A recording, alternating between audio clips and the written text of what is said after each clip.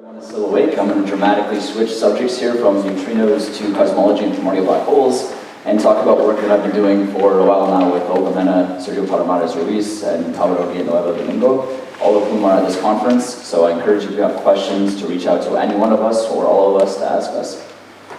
So what is 21 centimeter cosmology to begin with? You might recall that when you study the hydrogen atom, there is a splitting in the ground state energy. This is the hyperfine splitting, and it arises from the magnetic moment interaction of the electron and the proton. And when you transition from the excited state, in which the spins of the proton and the electron are parallel, to when they're anti-parallel, you emit radiation with a wavelength of 21 centimeters. So very simply put, 21 centimeter cosmology is trying to exploit this observation of this radiative transition to infer properties of the medium. So you take some hydrogen, you throw it out into the universe at some high redshift, it emits some radiation with 21 centimeter wavelength, and of course we live in an expanding universe, so this means that that frequency redshifts, and we can try to detect some sort of sequence of redshifted lines as a function of frequency, using the frequency we observe to infer when this occurs, and using the intensity to observe what was happening to the medium at that epoch. Now, we're not observing an isolated system of neutral hydrogen. Whenever you do atomic transition studies in astronomy or astrophysics or cosmology, you're talking about observing the hydrogen or observing the atoms in context or to a backlight. And I'm going to be focusing on what's happening at redshifts greater than 7, and so in this context, our backlight is going to be set by the CMB blackbody spectrum. So the image that I want you to have in mind is that the CMB radiation is produced at recombination. Most of that CMB radiation travels directly to us here at Earth. Some of that radiation, though, however, is going to encounter neutral hydrogen atoms sitting in the ground state, and therefore can be absorbed. And some of that radiation, some of that hydrogen sitting in this neutral cloud will be in the excited state and can emit neutral 21 centimeter radiation and add to the existing blackbody spectrum. So you'd be looking ideally for small deviations in the intensity very far deep in the Rayleigh Jeans tail of the CMB blackbody spectrum. So this is a game of understanding the absorption and emission properties of this neutral hydrogen, these gases. Now, if the only processes at play were spontaneous absorption, stimulated emission, and spontaneous emission, then the situation would be rather boring. We would have neutral hydrogen that would quickly find the equilibrium state in which the amount of radiation that's absorbed by the neutral hydrogen is equal to the amount of radiation that's emitted by the neutral hydrogen. In other words, if that were the case in the end of the story, we would have a situation where there's no deviations in the Rayleigh Jeans tail of the blackbody spectrum, the CMB spectrum. Now, that isn't the case. We have other things that are going to cause distortions in the relative number densities and the relative occupation numbers of the ground in the excited state, and that's going to cause deviations in this spectrum. So I'll discuss that in a few slides. But before I do that, I want to give you a cosmological picture of where 21 centimeter observations fit into our cosmological paradigm, how they can be extremely complementary to current cosmological probes. So the earliest epoch that's relevant for us is starting up here at recombination, redshift roughly speaking 1000. This is where the CMB forms. Prior to that, the universe is ionized, and we're not really concerned with ionized hydrogen. At the end of the day, we're interested in neutral hydrogen transitions. And after recombination, we enter what's known as the dark ages. And they're named that because they're essentially dark. They have radiation coming from the CMB that's passing through, and you have radiation that's being contributed from neutral hydrogen, for example, transitions. But there are no stars during this epoch. That's really the defining feature of when this epoch ends. That's not to say nothing interesting is happening. You're having small halos that are collapsing, and those halos are merging to form larger halos, but you haven't formed sufficiently large halos that you can efficiently collapse gas into stars. That typically happens right around redshift 25 or redshift 30, and that brings you into the epoch of cosmic dawn. Now, when stars form, they produce lots of photons. They produce X-rays, they produce UV rays. Those X-rays have large mean free pass, they'll permeate into the IgM, and they'll deposit their energy heating the overall IgM. The UV rays will begin to ionize regions around star-forming halos. And those will produce small ionized bubbles that will eventually expand outward, meeting other bubbles and fully reionizing the medium. That's known as the epoch of ionization, and we have measurements at late times of this epoch of ionization, roughly saying that the universe must be reionized by redshift 6, and we have more speculative observations at redshift 7, suggesting that this transition possibly occurred rather rapidly. We don't have any probes of the early stages of reionization right now, and we do not have any probes of the cosmic dawn, and we do not have any probes of the dark ages. So there's a lot of information to be gained in these epochs. And then, of course, at lower redshifts, below redshift 6, we have more conventional cosmological probes from large-scale structure, from helium reionization that we're sort of used to today. Now, in principle, 21 centimeter cosmology could give us access to information all the way up to about redshift 200. Now, above redshift 200, the residual free electron fraction that's left over after recombination is still interacting with the background photon bath. These are maintaining a kinetic equilibrium, which means that the kinetic temperature of the gas is equal to that of the CMB. And for reasons which I'll explain momentarily, this means that there is no signal that can be observed in the 21 centimeter transition. However, below this, in principle, the gas decouples, it cools adiabatically, and there will be a signal that will be produced. Whether or not we can observe it is a completely different issue. From a theoretical standpoint, it would be great if we could make observations of this late time of the Dark Ages. This is when cosmology is dominant, there's no astrophysics, everything's extremely clean. However, observationally, this seems to be almost near impossible in some sense. Atmospheric fluctuations in the ionosphere and absorption in the atmosphere make this incredibly difficult or impossible to do with conventional radio telescopes that we built here on Earth. If you wanted to probe this region, you would have to go to the dark side of the moon, and while I'm told there are people that are taking this proposal very, very seriously, I don't want to deal with anything that's that far in the future. I would like to understand what are the possibilities for radio telescopes here on Earth that we are building and we are running right now, or in the very near future. And these are radio telescopes that are really targeted at this region from redshift, say, 6, 7, all the way up to redshift 20, 25, if you're being sort of optimistic.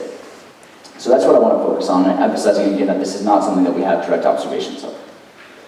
Now, what you're interested in, as I said before, is the relative deviations in the intensity at frequencies in the Rayleigh-Jeans tail of the blackbody spectrum. As radio astronomers don't like to work with intensity, they prefer to work with something called the brightness temperature.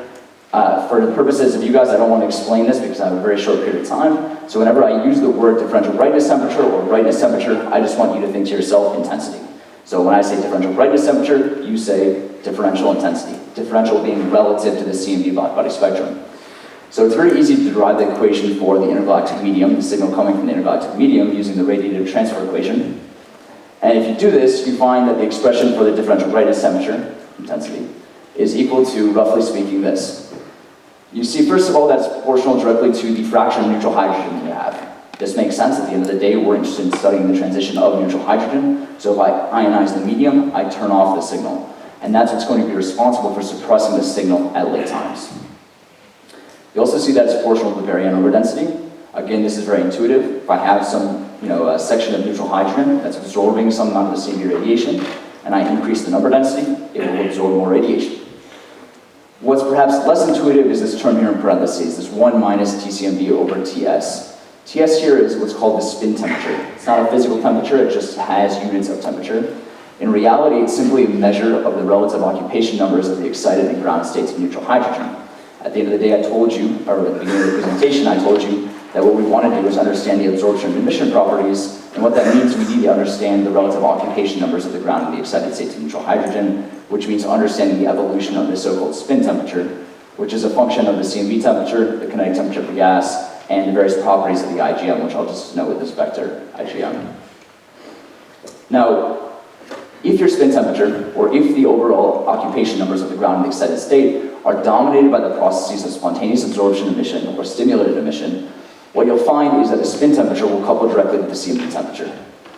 In this case, that means that your overall differential brightness temperature, intensity, is 0.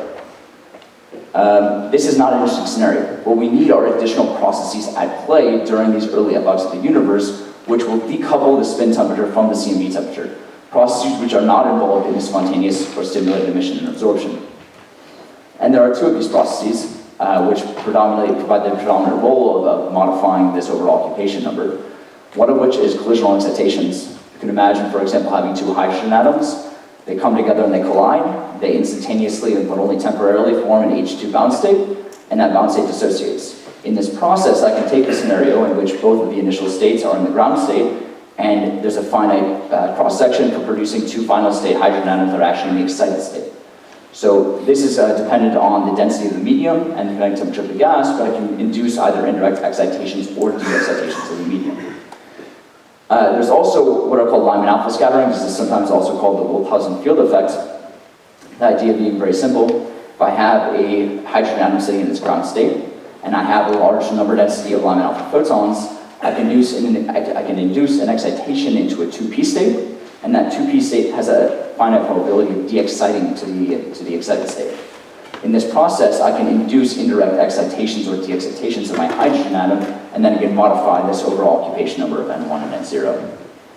Now you see that if these processes are at play, what will happen is the spin temperature will couple directly to the kinetic temperature of the gas, and if the kinetic temperature of the gas is greater than that of the CMB, then you'll find that you have an overall positive differential brightness temperature. That is, you'll see an excess of intensity relative to the CMB blackbody spectrum. And furthermore, if you take the spin temperature to the infinity, you'll find that this overall signal of the differential brightness temperature will saturate at some point, some overall value.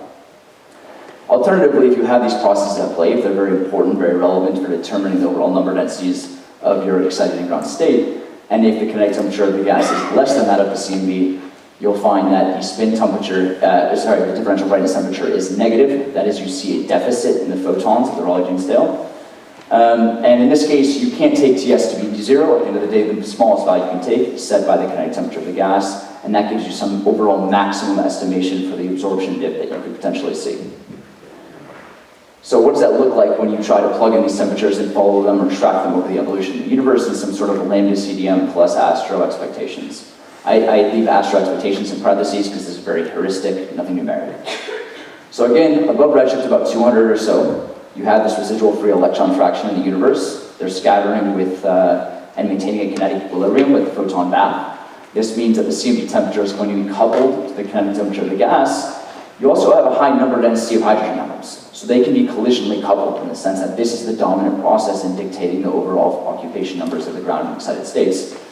So this means that the spin temperature will be coupled to the kinetic temperature, but it doesn't really matter because at the end of the day, both of these temperatures are the same, meaning you do not see a signal. However, at a certain point, the number density of electrons drops sufficiently that you have the free electron fraction decouple, kinetically decouple from the photon bath. And then what you see is the gas is going to begin cooling adiabatically, scaling like 1 plus c squared. You still have this collisional coupling strength though. You still have the spin temperature collisionally coupled to the gas, which means that the spin temperature tracks the gas, and you end up getting a small absorption dip at high redshifts. As the universe continues to expand, the collisional coupling will eventually become inefficient because the number density of hydrogen has sufficiently dropped, and you'll end up finding that the spin temperature will actually tend towards the CMB. That's because the processes at play that are dominating the overall occupation numbers are back to being spontaneous and simulated emission and absorption. Right around redshift 30, though, we have star formation. So stars turn on, what do? They produce Lyman alpha photons. This makes that Lyman alpha coupling, these indirect excitations and de-excitations, extremely, extremely efficient. So you see that the spin temperature is going to want to couple back to the kinetic temperature. But in addition to the Lyman alpha photons, stars make X-rays, and X-rays travel out of the IgM and begin to heat the IgM. So you also, during this epoch, see that this adiabatic cooling is beginning to slow down and beginning to turn up. So what this does is it produces a secondary absorption dip, typically around, say, redshift 15 or so, that people are hoping to absorb, and some groups have claimed to absorb. I'm not going to talk about the EDIS collaboration, other than to say that that's what they were looking for. The gas continues to heat. Eventually, the kinetic temperature is heated above that of the CMB. That means you transition from having an absorption signal to an emission signal. And then at very late times, you have the process of reionization, in which the UV photons eventually ionize the universe. This turns the overall fraction of neutral hydrogen to 0, and it turns off the overall signal. So what do we actually observe? What are our observing modes, or what are our statistics that we're actually interested in looking for? This depends on what instruments you have. So if you have a single dish radio telescope, you take your radio telescope, you point it out in the sky. You typically have a field of view of, say, about 1 degree. This depends on what frequency you're looking at and what the diameter of your dish is. But you don't have actual spatial information on what's happening inside your field of view. You're predominantly just sensitive to the globally average quantity that you're looking at. So that means you essentially have a single function, some average function of your field of view, of the overall relative intensity, differential brightness temperature as a function of redshift. This is, for example, what EDGES was trying to do. This is a very difficult procedure because typically your foregrounds coming from, say, galactic synchrotron emission or the extragalactic radio background can be something like 3-4 orders of magnitude larger than your signal. So if you don't have access to spatial information, what you're left to do is to try and remove spectrally smooth components from your overall signal to try and access the overall differential brightness temperature, which is again 4 orders of magnitude below your background, below your foreground. Now, potentially more promising avenue is to use radio interferometers. You have many, many radio telescopes. You correlate the signals that they observe in the sky. This allows you to work in Fourier space, where you have access to the overall emission scales of your both foregrounds and your signal. And then you can, for example, construct two-point correlation functions, some sort of power spectrum. This is now a function of both redshift and k-space, so you have more powerful information, and you have more powerful foreground removal. HERA is an experiment that's more or less operating right now, and will continue to upgrade and operate in the future. And SKA is an experiment that will come online in the very early 2020s, and will operate for many, many years, hoping to do much cosmology with that. Finally, I don't really want to mention it more than one word. The sort of ultimate dream goal of this would be to do tomography, to map out two-dimensional spatial slices as a function of redshift, going beyond the two-point correlation function, in principle having access to full maps, evolutionary maps. Now, if you put all of this information I just gave you together, and you plot the differential brightness temperature, what you expect is something like this. This is the globally average quantity.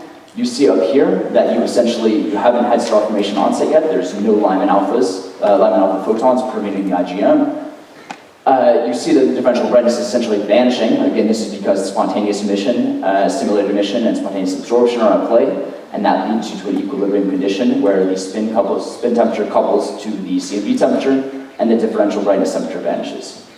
Right around redshift 25, you have star formation. This is the Wolfhausen field effect, or Lyman alpha pumping, where you inject an enormous number of Lyman alpha photons into the medium. This causes your spin temperature to couple to the kinetic temperature. The gas is much cooler than the CMB, so you see a large absorption dip. This is followed by the X-ray heating of the stars. That leads you from absorption to emission, and finally reionization turns off your signal. Now, I want to talk about what primordial black holes in the last 8 or 9 minutes that I have, about what they can do to the overall evolution of the 21 centimeter signal. And I'm really going to specifically be focusing on what happens in the very heavy mass range, more or less solar mass to 10 to the 3 solar mass range. The first thing you notice if you look at any primordial black hole constraint plot is the fact that primordial black holes in this mass range up here can't account for the entirety of dark matter. Does that mean they're not interesting quantities? Does that mean they're not interesting quantities? To me, the answer is no. They still have interest in our community. For one, these things need to be produced. So if you were to have a positive detection of primordial black holes, you would need to be able to infer where they came from, or you would like to infer where they came from. There are many possible proposals for how this could be. For example, inflation, topological defects, phase transitions. And the immediate question would be, how does this allow us to probe the status of the early universe? Another potentially interesting reason to look for primordial black holes is the fact that there are more or less no-go theorems for primordial black holes and other dark matter candidates, even when they're extremely subdominant quantity. For example, if you have a very subdominant population of primordial black holes in the early universe, and you also have a dominant population of weak dark matter candidates that annihilate, you'll form extremely cuspy profiles around these primordial black holes. These annihilations will then produce extremely strong gamma rebounds. And there's been claims, for example, that with very few detections of these primordial black holes, you could potentially exclude P-wave annihilating limp dark matter across all masses. That would be an incredibly powerful and robust statement if true. So, to me, that's an incredibly appealing scenario, and there are other implications for other dark matter candidates as well. This was just, one example of that. Finally, there's something I'm not really going to address, but there's the supermassive black hole timing problem, which may or may not be a problem depending on who you are. And the idea being we observe something like 10 to the 9, 10 to the 10 solar mass primordial black holes, or sorry, not primordial black holes, 10 to the 9, 10 to the 10 solar mass black holes, supermassive black holes at redshifts of 7. This seems to suggest you need a very, very strong accretion mechanism, and you need some sort of very, very strong seed, something like a 10 to the 2 solar mass, 10 to the 6 solar mass seed at high redshifts, redshift 15. That's not necessarily easy to produce astrophysically. Maybe it could be done, maybe it couldn't be, but nevertheless, this might be motivation for studying something like a subdominant population of primordial black holes. I'm not going to invoke any accretion mechanism so strong as to produce this, but it's worth keeping in the back of your head. Now, what sort of implications? There's more or less 3 implications for primordial black holes in the 21 centimeter cosmology. The first one is the modification to structure. Primordial black holes are massive dark matter candidates, and as such, when you produce them, they can have non-negligible shot noise fluctuations. So I can, for example, consider 2 different volumes in the early universe, one by the right half of the room, one by the left half of the room. In each volume, some mean number of primordial black holes are expected to be produced. Let's say, for example, 4 and 4. Brownian noise fluctuations, shot noise fluctuations, might mean I get 5 and 3. The overall net energy density of the room hasn't changed, but the number density locally has. This means you're going to induce isocurvature perturbations in the early universe. These isocurvature perturbations will begin to grow after matter radiation equality and will enhance the overall power spectrum on small scales. This means that you'll get an enhancement in the overall number density of halos on small scales. Now, the first question you want to ask is whether or not I can enhance the number density of star-forming halos. If the answer to that is yes, this means you're going to modify entirely the overall distribution of my differential brightness temperature by shifting everything heavily to the right. I'll form stars earlier at higher redshifts when I would never have expected them. It turns out that for current bounds on primordial black holes, you cannot enhance the number density of star-forming halos. But you are enhancing the number density of non-star-forming halos. We call these halos mini-halos. Now in lambda CDM, the contribution of mini-halos to the total signal is extremely small, roughly speaking around a few millikelvin. But if I were to tell you that you could enhance the number density of mini-halos by a factor of 1,000, you might begin to question whether or not they can actually contribute in a very meaningful way to the 21 centimeter signal. There have been claims in the literature that say, in fact, these are extremely detectable for very realistic populations of primordial black holes. Unfortunately, these claims were not entirely self-consistent. As I'll tell you in a second, there are other effects, for example, effects of accretion, which lead to a heating of the IgM. If you heat the IgM, you change the gene's mass. You change the mass of the halos which are actually collapsing in your medium. And if you do this, you're going to change the overall phase space and reduce the number density of halos that are actually being produced and the number of mini halos that can contribute to your signal. When you do this, it turns out that for most candidates, you cannot actually enhance the mini halo signal at all. Now, the other two effects come from accretion, and I'm just going to discuss this in a very broad, abstract context, because I think I only have 2 or 3 minutes left, and Enrique is going to kill me. Very basically, we have a black hole sitting in this corner of the room. If you go far enough away, you expect the IgM to be completely unperturbed by the presence of this black hole. But as you go in, matter will begin to accrete. That means that you have neutral hydrogen atoms, for example, falling in, increasing their energy, increasing their density. At a certain point, the density and the interactions will become strong enough that they can collisionally ionize. The ions, both the electrons and the ions, will then fall in further. The ions will gain most of the energy because they're heavier. They can viscously dissipate their energy to the electrons, which can then radiate synchrotron through synchrotron and Bremsstrahlung radiation. This radiation can be upscomp and upscattered to produce a large spectrum of X-rays. These X-rays can do one of 2 things. They can either escape into the IgM, in which case they have long mean-free paths, and they can deposit their energy in the form of ionization and heating, or they can be absorbed locally around the primordial black hole. The rest of the energy that's not radiated will eventually be absorbed by the primordial black hole itself. So this is a very complicated process, obviously. It's not something that's trivial. You have to end up adopting some sort of accretion mechanism, accretion model. We adopt something that's rather conservative. You tend to have overall luminosities, X-ray luminosities on the order of 10 to the minus 8, 10 to the minus 10 times the Eddington luminosity. This is very low accretion rate model.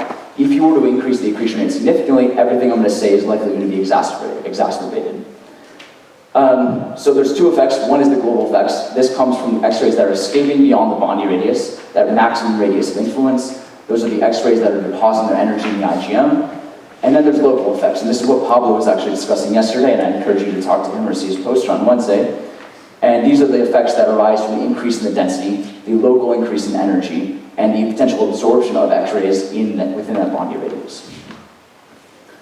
So once you have the injection of the X-rays into the IgM, they're going to deposit their energy at various epochs into the free electron fraction, by ionizing helium and hydrogen, and by heating the overall temperature of the gas.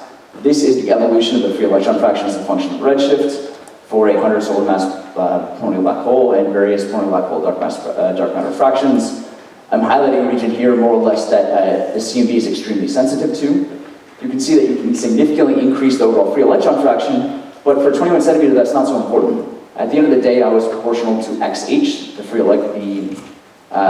neutral hydrogen number density, and I don't care whether the number is 0.99 or 0.9999, meaning that I'm not so sensitive to this curve. The CMB is extremely sensitive to this curve, meaning that these probes will be extremely complementary. They're probing high redshift, we're probing low redshift. 1 minute? Man, I was talking so fast. All right. Give me 3 minutes, maybe. All right, so you can also do the same thing, play the same game for the evolution of the IgM temperature. And this is what it looks like. I'm not going to let you guys look at this too long, but you can come back to it if you want and you have questions. This is really what's important for 21 centimeter, not the free electron fraction, but the temperature evolution of the gas. And you can see that primordial black holes, for example, 100 solar mass, can significantly heat the gas by over an order of magnitude, if you like. Now, what does this mean for the overall signal? This is the 21 centimeter power spectrum as a function of redshift. These are at two different K values. For example, K value of 0.15 inverse megaparsec and 0.4 inverse megaparsec, both for a monochromatic distribution of 100 solar mass black holes for various values of the dark matter fraction. I'm also plotting on here sensitivity contours for HERA 127, HERA 331, the numbers corresponding to how many antennas they have, and SKA. These uncertainties include both some foreground contamination model, an overall noise level limitation of their telescope, and a modeling error of 40% modeling error based on the fact that we're dealing with extremely nonlinear dynamics and astrophysics, which we don't understand. I don't have too much time to explain it. The point is, what you can see very clearly is that you have an overall suppression of many of these peaks. These would be the Lyman alpha and the X-ray heating peak.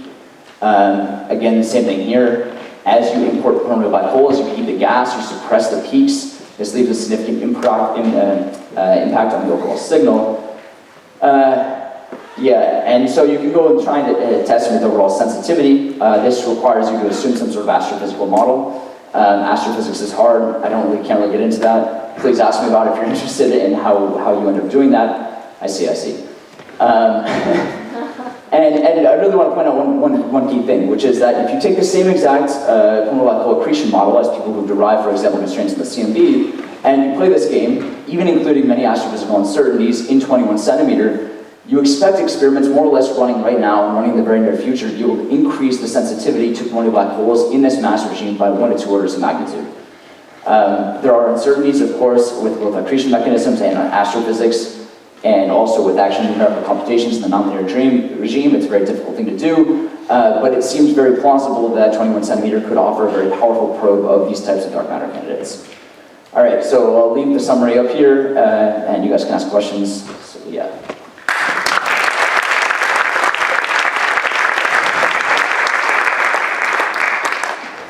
Questions? Hi Sam, thanks for the nice talk. You mentioned the effects of these primordial black holes on small scales, things like isocurvature perturbations. How robust is this given the lack of knowledge about what role dark matter plays exactly, whether it's self-interacting or fuzzy or warm or whatever? So in this context, these isocurvature perturbations are simply coming from the Bosonian shot noise fluctuations in the early universe. These are calculations that have been done a long time ago. Sorry, I have so many backup slides. I think they're someplace. Yeah, more or less done a long time ago. There could exist additional isocurvature perturbations coming from the fact that we have two different dark matter candidates produced during two different epochs. This is, of course, a possibility. But this is sort of the minimal scenario where you don't add anything fancy, you don't add any additional dynamics, and actually make very, very simplistic assumptions about what the shot noise fluctuations are. There's been much debate about whether it's Poissonian or Poissonian plus something else. And you can see very robustly that this is going to lead to an enhancement on small scales. Now, what does that mean in terms of how we can constrain it? There are Lyman alpha constraints already on these that have been there for many, many years, and people have re-derived these recently. I don't think there's any reason to question the legitimacy of this enhancement, if that's what you're asking. Yeah. Hi, so I have two questions. Usually they're asked when we talk about primordial black holes. So you chose like a specific mass, like 100 solar mass. Yeah. So first of all, how the results change if you change the mass, why, and if you try, for example, to do not peak distribution, but maybe you allow different mass for your primordial black holes. Right. And the second question also, how, given that you are trying to eat all the gas, how the picture changed, for example, if you're like clustering of the primordial black holes, maybe they're like... Sorry, let's do one question at a time so I don't overwhelm my brain. The first question was, what happens if you change the mass of one black hole? Well, there's two aspects. Really, the dominant signature here is coming from the overall X-ray luminosity that's ejected in beyond the body radius into the overall global medium. The luminosity is proportional to the accretion rate, which has a mass dependence, and some epsilon factor, which is a radiative efficiency factor, which also has dependence implicitly on m dot, or the accretion rate. So if you increase the overall mass, you increase the accretion rate, you also increase the overall efficiency function. Now there's additional effect, which is you can have small modifications to the X-ray spectrum. Those would be more difficult to detect. Really, there's a low mass, a low energy cutoff in the X-ray spectrum. I don't think I have a plot for it. Maybe I do have a plot for it. I have a lot of plots. I cannibalized the previous. This is a black hole. I don't know if you guys know what that looks like, but that's what it looks like. Very good. This is what I want to show you. Right. So you have, depending on your overall accretion rate, this is what your luminosity, X-ray luminosity, looks like as a function of the frequency. And if you increase your primordial black hole mass, you also change that spectrum in a certain way, meaning the distribution of X-rays that you inject into the medium will change. X-rays tend to have large mean-free paths, but they can also, in the low end of the X-ray, have mean-free paths in the order of megaparsecs. Since more or less these are the scales that we're probing, it's possible to have an imprint, if you were very lucky and very highly sensitive, of the spectrum of X-rays you emit in the mean-free path of the energy that's injected. It seems kind of unlikely and kind of, futuristic and very hope-worthy.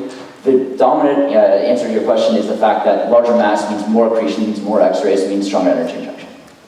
Now your second question is what? About like the clustering of primordial black holes. Usually there is this issue, right? They tend to cluster. So imagine that they cluster over like some region of the space. If you don't eat everything like isotropically and homogeneously, how this change the picture? Right. So the heating is still going to probably proceed isotropically and homogeneously because the X-rays are going to be injected over long distances. The only way that would change is if you had a large optical depth surrounding the primordial black hole itself. If that were the case, and there are accretion mechanisms which would do that, then you would absorb preferentially locally, and that may significantly enhance the local contribution of your signal. However, usually models that have large optical depths locally also require extremely large accretion rates. So again, our accretion rates are extremely conservative, extremely low. If we were to adopt larger accretion rates, all of these results would be hugely enhanced, and on top of that, it'd be possible to have a large local contribution if you had things like clustering. But the overall effect is still likely to be homogeneousness on top. Thank you. Okay, I see no more questions, so thanks, Sam, I think.